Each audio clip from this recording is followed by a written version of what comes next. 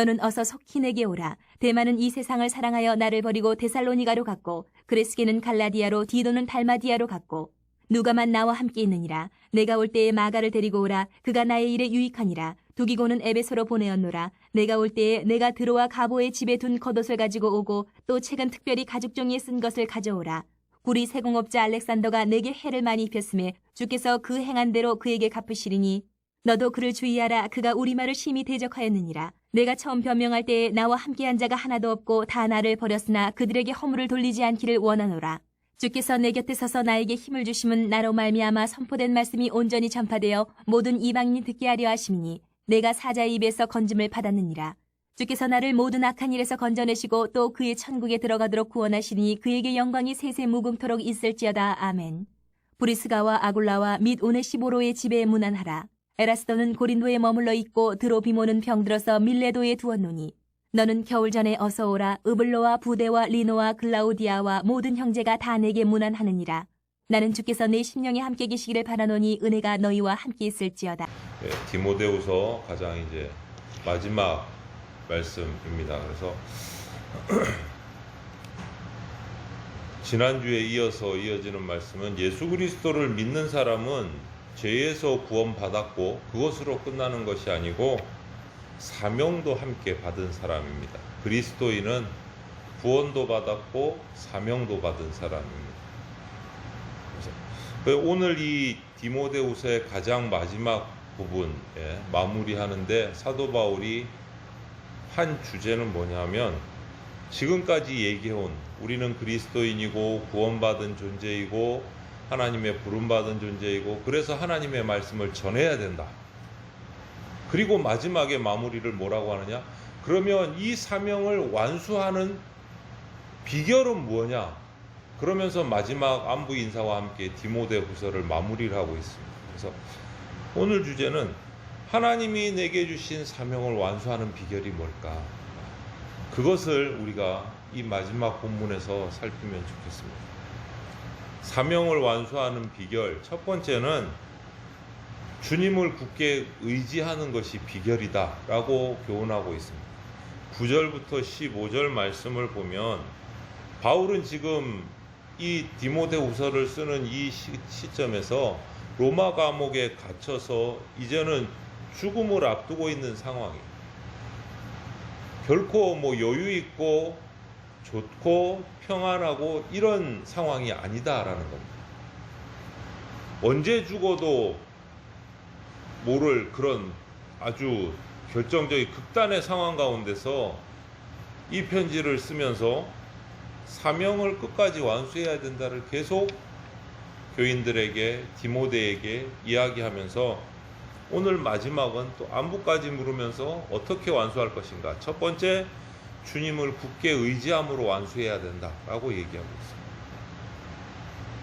바울이 옥에 갇히고 있으면서부터 많은 동역자들이 가까이 할 수 없고 각자의 길을 떠났습니다.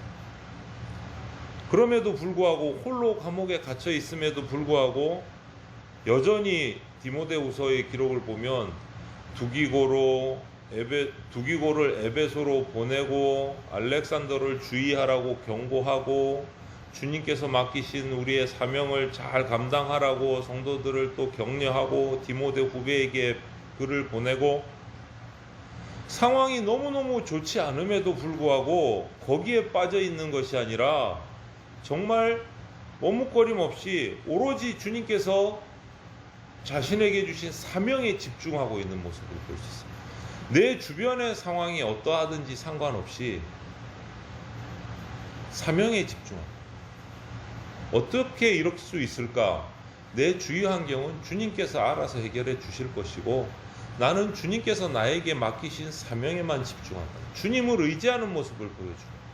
주님을 의지하는 모습. 그리스도인은 여러 어려운 상황이나 또 반대하는 사람들이 방해가 있을지라도 우리가 할 것은 거기에 집중하는 것이, 나를 괴롭히는 사람, 나를 방해하는 사람, 아니면 나에게 되게 어려운 상황들, 거기에 눈길을 두는 것이 아니라 그것은 주님께 맡기고 주님이 나에게 주신 사명에 집중하는 것.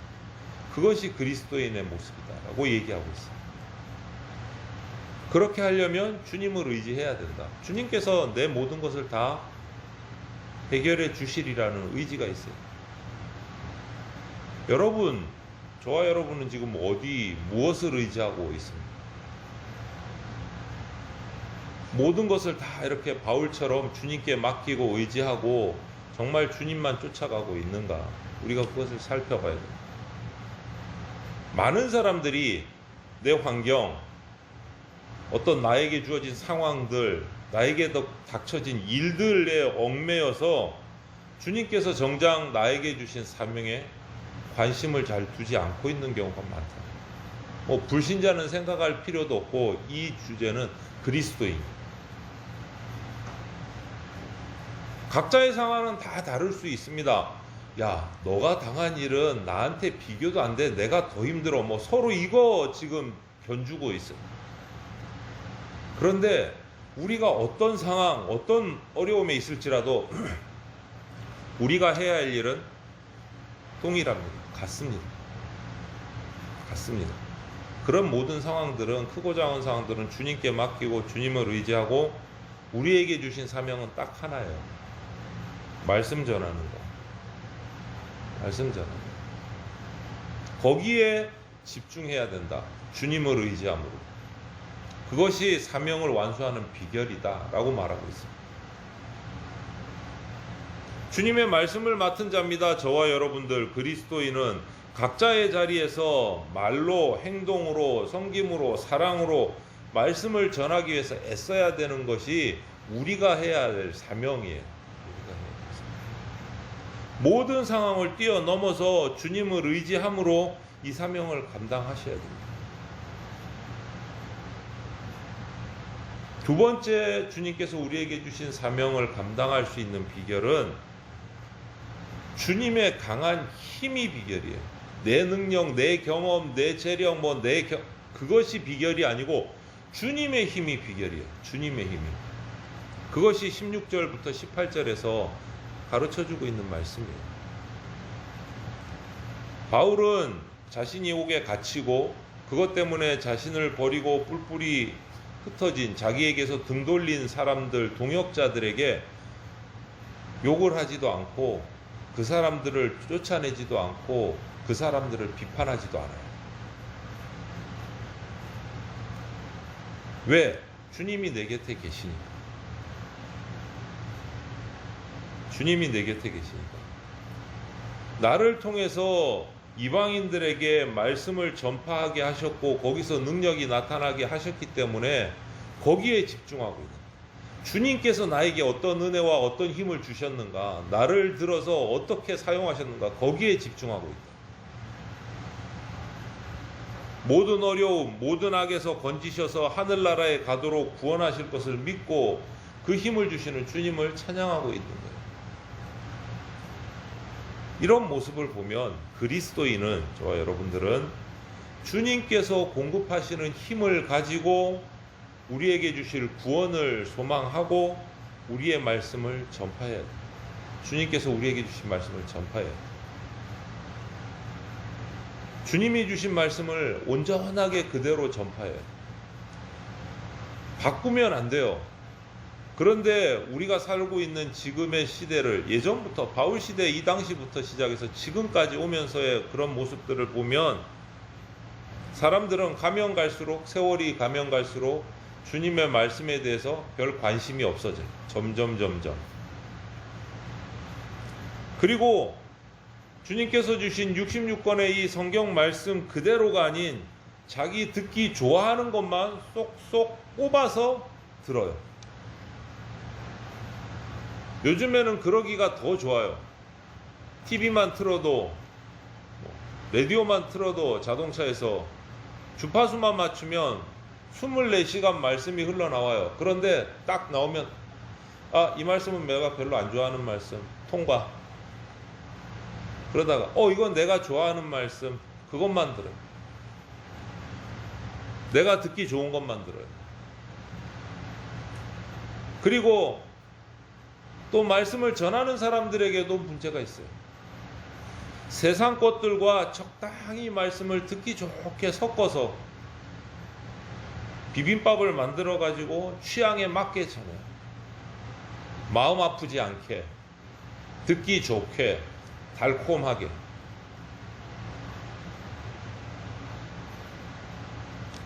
우리는 주님이 주시는 그 강한 힘을 의지하고 거기에 의지해서 우리에게 주신 기록된 말씀을 그대로 전해야 돼요. 섞지도 말고 바꾸지도 말고 그 의미 그대로를 전해야 돼요. 전하는 방법은 다양할 수 있지만 전하는 내용은 동일해야 돼요. 바뀌어지면 안 돼요. 그렇게 주님의 강한 힘을 의지해서 나갈 때 이 사명을 완수할 수 있도록 해주신다. 세상을 두려워하지 않아야 됩니다. 그리스도인은. 그러면 말씀이 바뀌기 시작해요. 변질되기 시작해요. 섞이기 시작해요. 세상을 두려워하면 눈치 보기 시작해요. 왜? 우리를 핍박하니까, 손가락질하니까, 우리를 대적하니까 거기에 맞서기가 두려우면 말이 바뀌어요. 말씀이 이상해져요. 듣기 좋은 말만 해요. 주님은 힘과 능력으로 바울과 함께 하셨습니다. 바울이 말씀을 전할 때 말씀의 능력이 나타났어요. 오늘날도 동일합니다. 우리를 붙들어 주세요. 우리가 말씀 그대로 전할 때 주님의 힘이 나타납니다. 능력이 나타납니다. 그 능력을 믿고 담대히 전하는 것이 우리가 사명을 완수할 수 있는 비결입니다. 첫 번째가 주님을 의지하는 거고, 두 번째가 주님의 강한 힘을 믿고 나가는 것이 그 완수하는 비결이고, 마지막으로 우리가 내게 주신 말씀 전파의 사명을 완수할 수 있는 비결은 19절에서 22절을 보면 주님의 그 크신 은혜가 비결입니다. 은혜. 바울은 브리스가, 아굴라, 오네시보로 이런 사람들 집에 이야기를 하면서 안부를 전합니다. 그리고 마지막에는 주님이 디모데의 심령에 함께 계시기를 기도합니다. 축복 기도를 해요. 이제는 디모데와 더불어 많은 믿음의 동역자들, 성도들이 바울의 뒤를 이어서 이 복음의 말씀을 전해야 되는 사명을 감당할 때가 온 거예요. 이제 마무리하고 있는 거예요. 자기의 사명을. 지난주 본문에 있었죠. 나는 달려갈 길을 다 마치고 열심을 다했으니까 이제는 내 뒤를 이어달라 라고 오늘 말합니다. 말씀 전하는 사명은 이어가야 됩니다. 이 모든 사명을 감당할 수 있는 비결이 바로 주님의 은혜다. 저와 여러분도 마찬가지. 바울도 주님의 은혜로, 바울의 뒤를 이은 그 교인들과 디모데 역시도 주님의 은혜로 말씀을 전해서 오늘날 우리에게까지 왔어요. 그러면 우리도 역시 주님의 강한 힘과 은혜로 말씀을 전합니다. 그리스도인은 주님께서 함께 베푸시는 은혜로 사명을 끝까지 완수할 수 있습니다. 우리 지혜요, 우리 능력이요, 우리 힘이요, 아무것도 그거 가지고는 이룰 수가 없습니다. 그거 인정하셔야 돼요. 그거를 인정해야 그 다음에 하나님이 우리를 통해서 일해 주십니다. 내 지혜도 내려놓고, 내 힘도 내려놓고, 내 능력도 내려놓고, 내 경험도 내려놓고, 다 내려놓아야 그 다음이 주님이 일해 주십니다. 그리고 날마다 주님의 은혜를 베풀어 주셔서 이 사명을 감당케 해 주십시오. 우리는 죄인이라고 기도할 때는 날마다 외쳐요. 주님, 이 죄인을 용서해 주십시오. 근데 눈 뜨고 기도 마치고 나면 자기 힘으로 내 무언가를 가지고 뭔가를 해보려고 해요. 내 무언가를 가지고 해보려면 정목사 죄밖에 없어요. 내 지혜를 가지고 뭔가 해보려고 그러면 정목사 죄가 섞인 지혜밖에 없어요.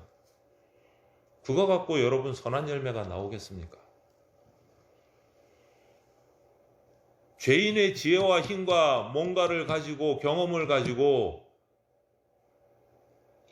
하나님의 말씀을 제대로 전할 수 있겠습니까? 선한 열매가 절대 나올 수가 없어요. 여러분. 그거를 인정을 하셔야 돼요. 그거를.